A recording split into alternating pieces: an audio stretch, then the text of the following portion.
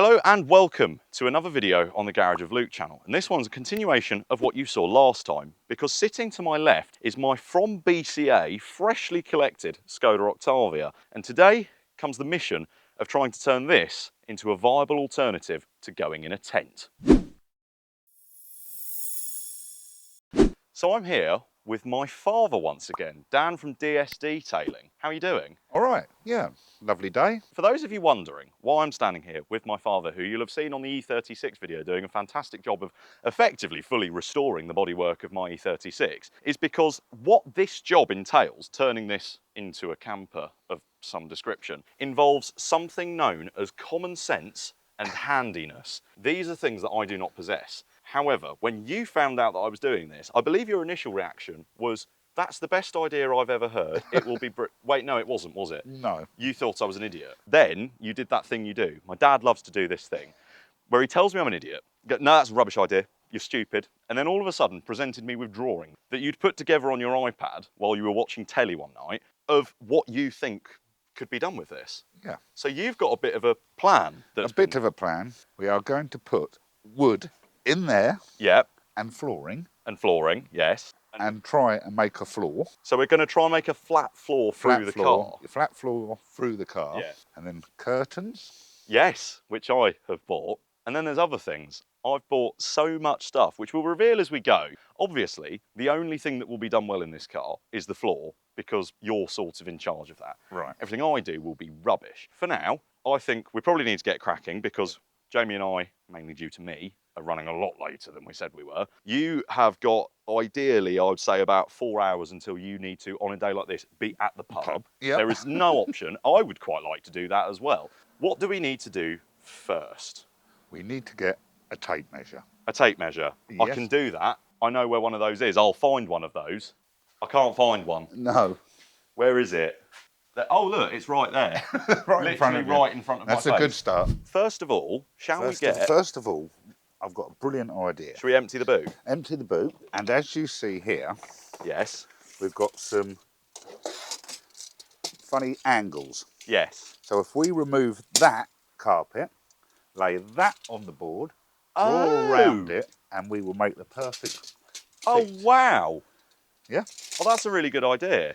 Yeah. I didn't even think of that. This is why I've drafted Dad in, because I was about to say, I got the kind of theoretical brains of theory and maths and things, whereas Dad got the practical brains of actually being able to do human work and has just clouted his head on the tailgate.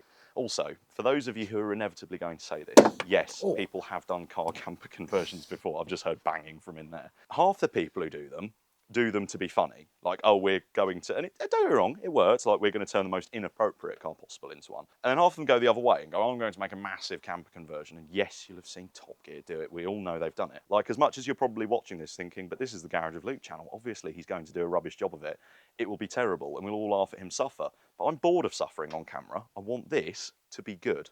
We're going to get cracking, removing this, get measuring, and start doing some cutting and, well, more measuring first. Measure twice, cut once. I think that's the rule. And see about getting a sort of floor assembled.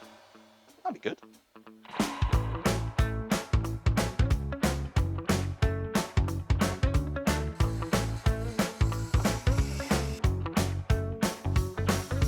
Just like that, it's sanded, and you think we might be ready to try and test fit? Test fit. Right, let's just pop it. I hope it goes in. Right, so it wants to go sort of in like that. Yeah. And then if I go in, and then pivot.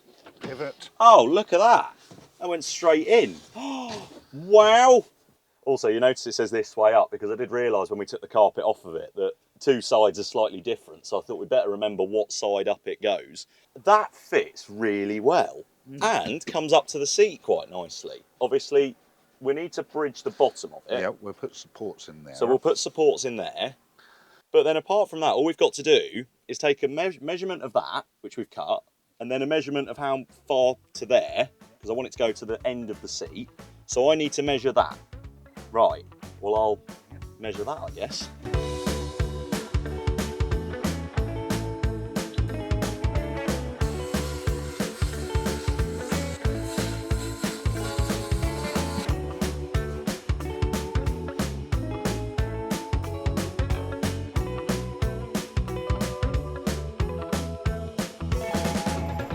boot closes on day one.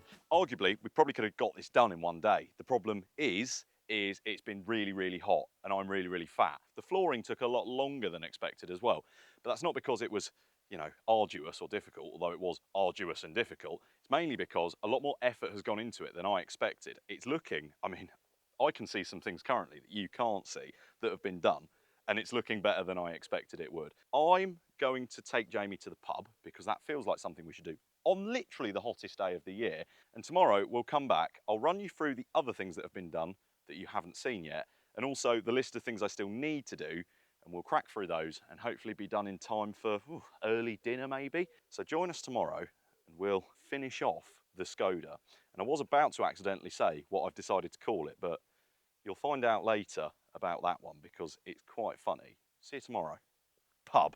Now, obviously, as mentioned, it was a bit too hot yesterday. We didn't really get as much done, not because we didn't have an idea what we were doing, because we did, and there's been a plan, but because it was just constantly, it was sawdust and sweat, and those things don't mix very well. So we went to the pub. We had still achieved some stuff. And if you come around the back, I'm going to show you what's been going on, because in the back of the Skoda, you will now see that there is a nicely shaped piece of wood. And there's also another shaped piece of wood on the back seats. Now, the original plan is that we were going to shape it to the back bench of the seats, and then you'd just kind of take it out, rest it on top of the wheel wells, which actually fit quite well and kind of almost worked as a second parcel shelf, but it was a bit floppy. So instead, my dad came up with an idea this morning. He's come down and immediately, before we'd even had a chance to film an intro, we were like, Dad, wait, because we need to film this. People need to see what you're doing. He immediately decided that he wanted to create a hinge system for the second section of wood that goes onto the back seats. Now, you're probably wondering, well, why is that going to be on a hinge system? I won't reveal that now. You'll see the work in progress and you'll see how that ends up. But I did actually fit some other things, because if we attract our attention to here, I'm just going to untie this piece of string, because on the front and the rear, there's some mounted behind the front seats. I have installed what can only be described as curtains, because I did suddenly realise everyone can see in the windows of your car. Obviously, as you might be able to tell, it is a bit breezier today, which is good, because that means we won't get as hot. But that blocks the whole rear of the car. The front ones block the whole front, and I've got some side ones to put on as well, so you can have privacy. Because it's a bit like being in a fishbowl in a car, although being in a tent's not much better, because everyone can see your shadow when it's like sunny through the tent, and also everyone can hear every single heartbeat that your heart produces, because tents have no noise blocking, whereas these do. Happy with that, we're going to crack on with the next part of the woodworking, and then once that's done, in theory, it will just be installing the amenities into the car and testing it. Very excited. I'm just going to draw my curtains again. Let's get cracking.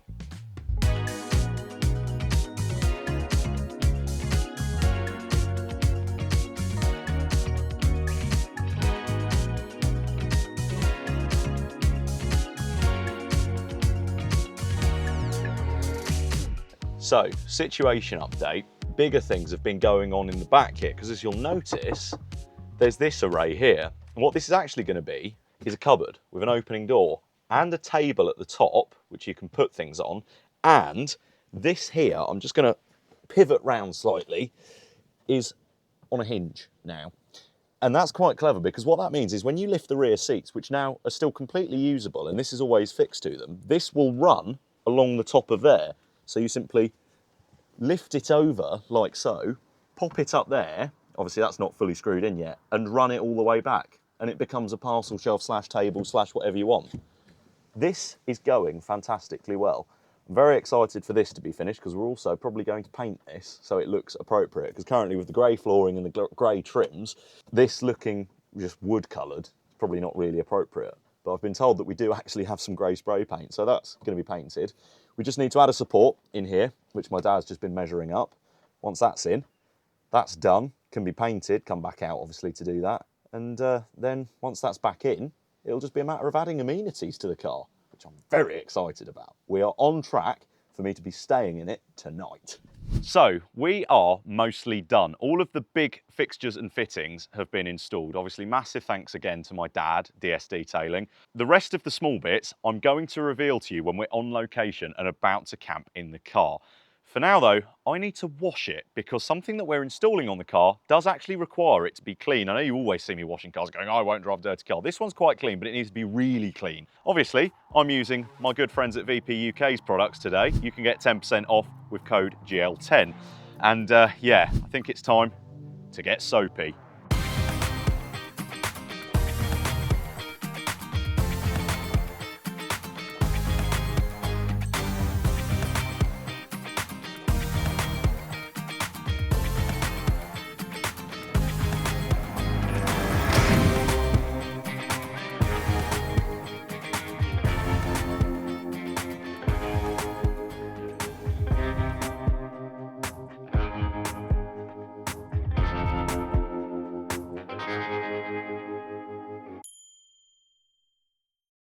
Join us next time on the Garage of Luke channel as I show Addison the many changes to the Skoda. I mean, it looks the same. It looks the same. You've added a sticker. Get involved in a mild debate on condiments. Would you like ketchup? Yes, please. Yes, please. Don't take the ketchup. And prepare myself for a night in the Skoda Bago. If things go badly, I'll let you know during the night, but I'm sure they won't, and I'm sure I'll have a simply delightful time. Good night.